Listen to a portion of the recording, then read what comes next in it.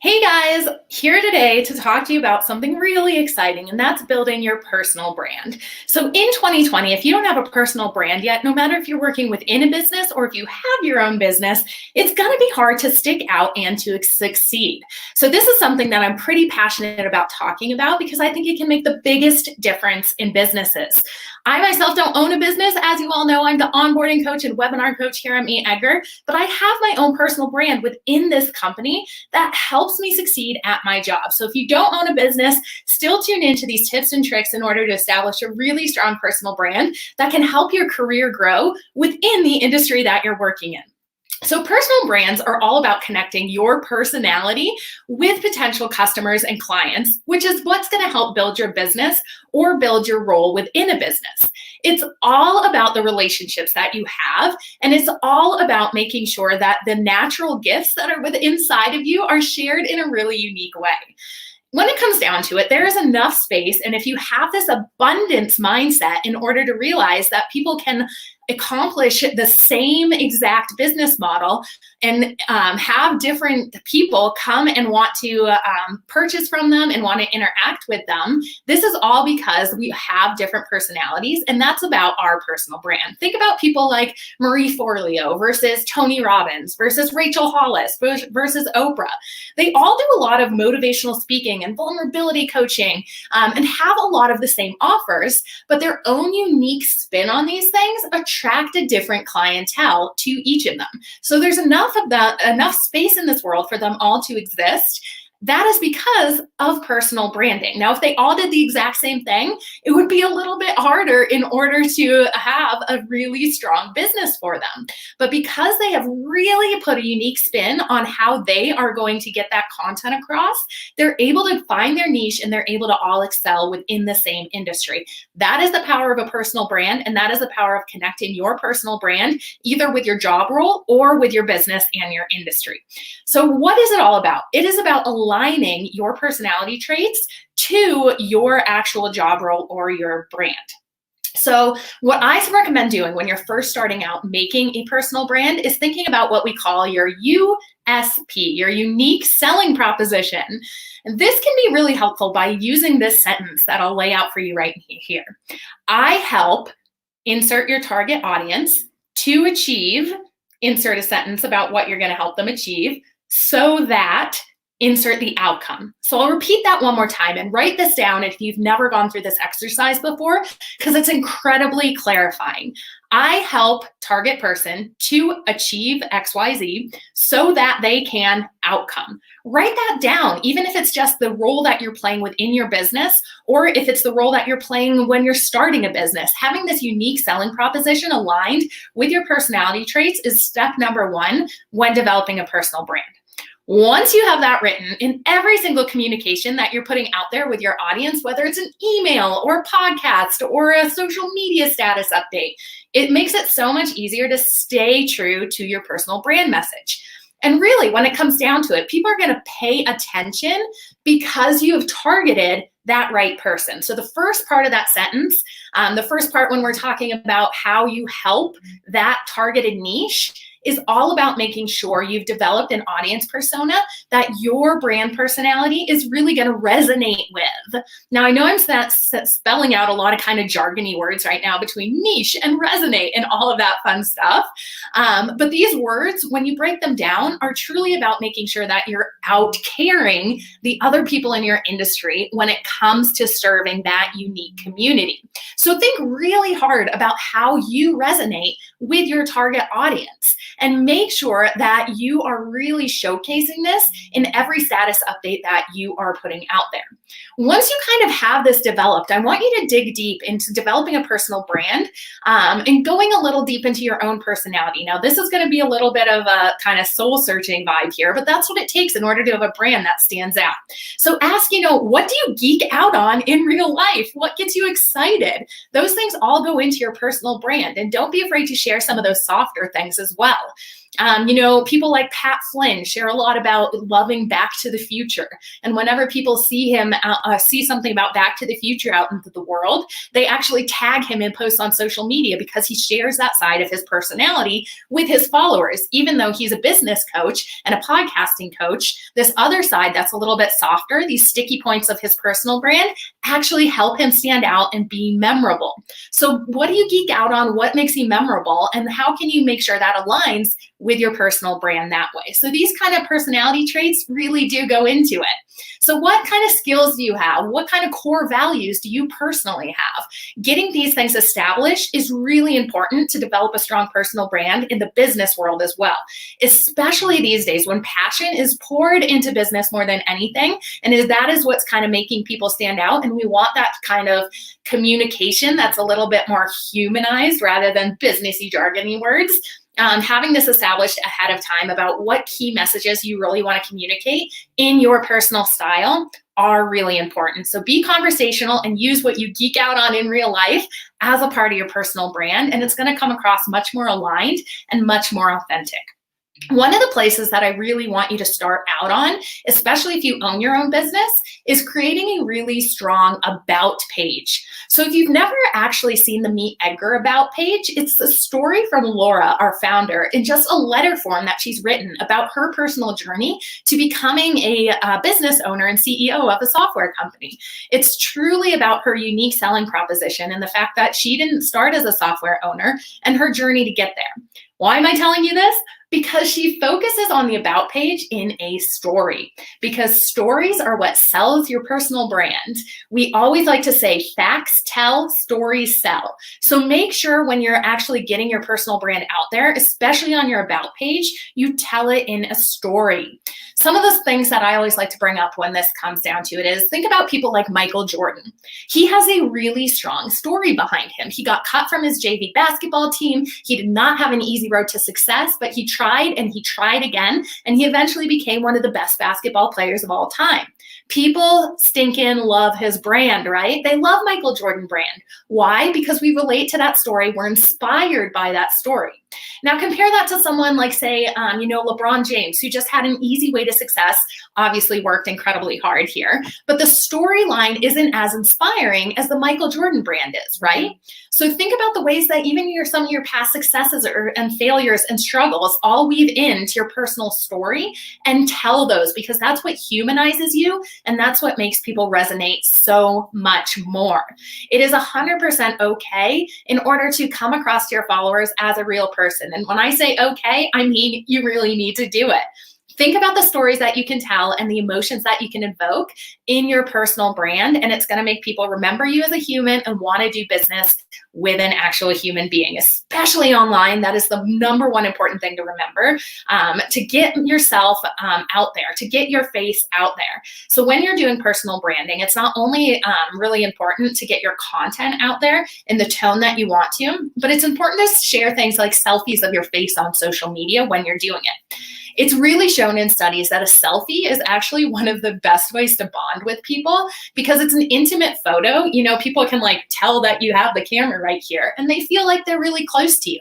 So if you've never tried the strategy of sharing a selfie, even within your business accounts on social media, please try it and go ahead and say hi to your followers. Tell your origin story and tell that sort of hero's journey about why you created this specifically for them and the outcome that you're hoping it provides to them. Really make sure when you're telling these stories that it aligns with your personality, because people can smell phony on the internet these days. I know you are smart and you are one of them as well. So if you're not coming across with true stories, it makes it really clear. So tell these true stories and come across in a really authentic way to make sure that your personal brand is really recognizable to the people who need to hear it. And this also makes selling so much more easy when you're really aligned with your personal brand and you do the work of writing down your values, writing down your own personal missions, and having your personality bleed into your actual brand voice. For example, if you want to be someone who is going to get out there and write a travel blog, you need to make sure that the other brands that you're aligning with or the other things that you're actually speaking about have to always do with travel and your unique perspective on it, because there's a million travel blogs out there. So when someone is actually searching for travel advice, Why are they going to choose yours over someone else's? Because they actually relate to a story that you've told on that blog, or anything else that you're actually promoting on that blog. All is aligning with their lifestyle as well.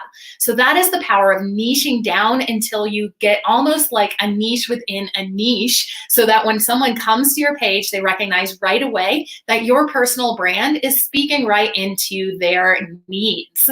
If you're a personal brand who's also going to start working with other kind of influencers, so if you're trying to build a personal brand to like get influencer marketing, this is also important to remember the alignment there as well. So again, we'll take like if you're a travel blog, make sure that you're not like getting into partnerships with like, I don't know, like a chocolate bar brand or something like that. Make sure you're getting into partnerships with like a suitcase brand instead, because your audience wants to show up and know what to expect and not feel like you're scattered. This goes into what we talk about all the time, is that you need to go deep and not wide with your content, especially if you're starting out at first. That means going really into the fact that you are an expert in one subject area, not trying to please everyone, but trying to please those people who need it the most, who are going to recognize that they are the niche you are speaking to. From there, once you develop a really strong following, you could branch out a little bit. But if you don't have a really strong community, it's probably because you haven't niched enough and you're not speaking to that one person. So look into that first and foremost within that USB proposition that we were sentence that we were speaking about before. It makes selling so much easier on social media as well if you do have this unique selling proposition sentence written out. You know, when you were a kid and say you like went to a lemonade stand and you were so excited to sell your lemonade to every passerby, you didn't have any sort of doubt about why you should sell it. You weren't afraid to scream with your personality out there that you're selling it for 25 cents and you made it yourself and how proud you were of this. So let's get back to that vibe of saying your personality and why you're doing this, that it's okay to shout it out and be excited to sell it. People are actually attracted to excitement in that way. And if you've created a strong and aligned brand, it does not come across salesy at all, because you're saying, you're having a conversation with people just saying, hey, this is what I have to offer. This is my unique spin on things. And this is why I think it would be great for you.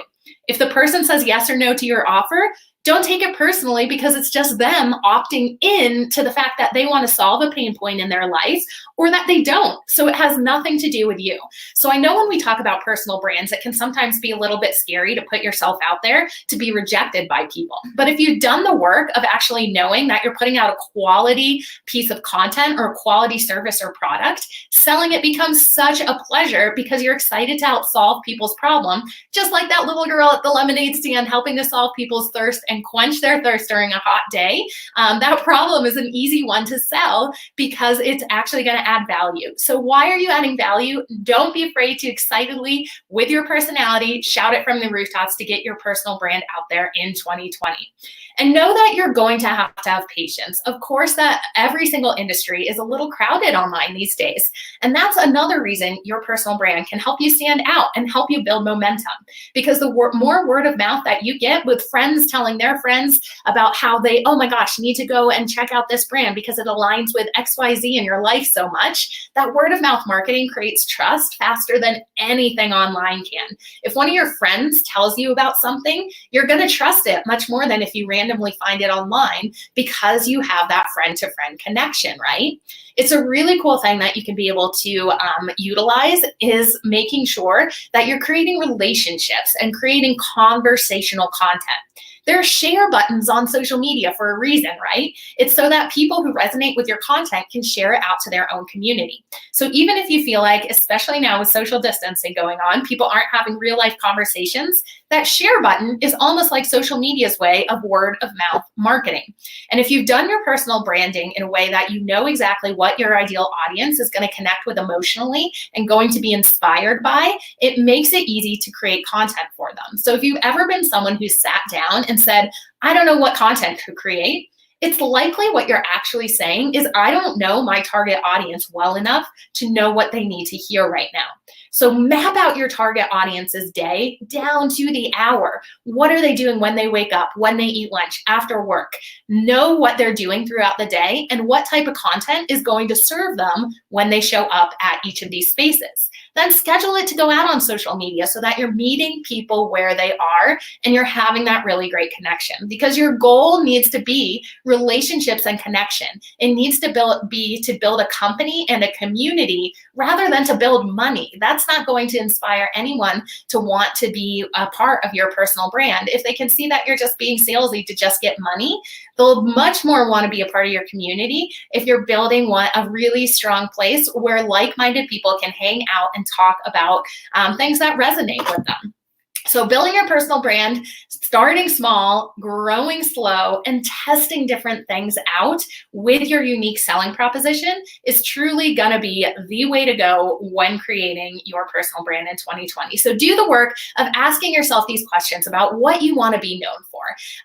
If you could be an expert in anything that you wanted, what would it be? Use what you geek out on in real life. Ask your friends and family, what is it that I'm able to teach you? Are people coming to you to actually get specific questions answered a lot? Use that as a way to acknowledge to yourself, oh my gosh, maybe I am an expert in something. Use that confidence to keep on going and build up that personal brand. So I'd love to know in the comments below what your unique selling proposition is. Remember that sentence in the comments below. Let me know, and I'm more than happy to kind of tailor that with you. But remember, here's the format that I want you to use. I help target audience, so that's your niche. I help my target audience to achieve XYZ, to achieve, what are you helping them to achieve so that they can outcome.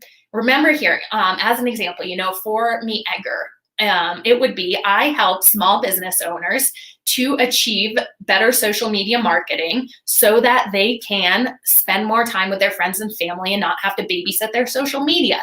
That's what our social media automation tool does, and that's what our educational part of Meet Edgar, Edgar University does for you. So if you don't have that unique selling proposition written down there, it makes it much harder to kind of have that consistent brand voice across all of your content. So sit down, write it out, take some time to do it, and get excited about using that, and using that as a lens through every single piece of content you put out there to get your community really recognizing your brand no matter where you show up, and get your community excited to shout from the rooftops about how excited they are to be working with you. So I'll be back tomorrow. Let me know in the comments below how this exercise goes, and we will go ahead and, like I said, show up in live streams every single day to chat about different marketing techniques. So if you have any topics you're really working on or want to learn, email support@meetedgar.com. I'm in the inbox all the time and would love to hear from you. Have a really great evening, guys.